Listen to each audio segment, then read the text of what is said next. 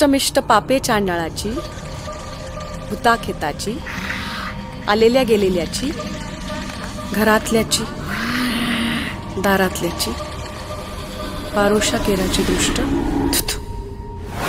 चुलीत पडून एक एक करून सोडून गेले सगळे. ओकाबोका झाला वाडा. हा माझा वाडा आहे. आपण तो याग परत करून घ्यायचा का घरात? साई, तू इथे काय करते बाळा? बाबा, आम्हाला कोण सापडलं बघितलं का? किती गोड आहे ना. त्याचं जळतं त्याला कळतं.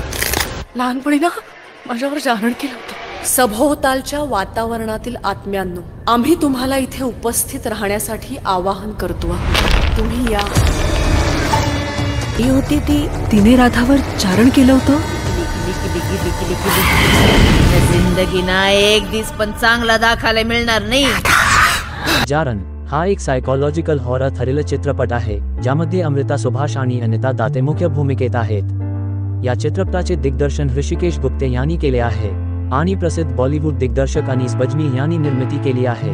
चित्रपटाची कथा अंधश्रद्धा, भीती आणि भावनिक आघाताभोवती फिरते, जे प्रेक्षकांना शेवटपर्यंत गुंतवून ठेवते. चित्रपटाची कथा एका रहस्यमय महिलेभोवती फिरते जी भूतकाळातील अंधाराशी झुंजत आहे. या कथेत सस्पेन्स आणि थ्रिलचे इतके मिश्रण आहे की ते प्रेक्षकांना भूलभुलैया ची आठवण करून देते.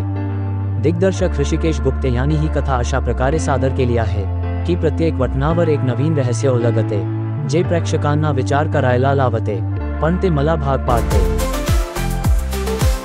चमके सूरज जैसी हर सुबह नहीं, दिल के कोने में है कोई बात छुपी, सपने रंगीन जैसे बच्चा खेले, जिंदगी के रंग हमें छुए, राहे कम पर हम ना रुके.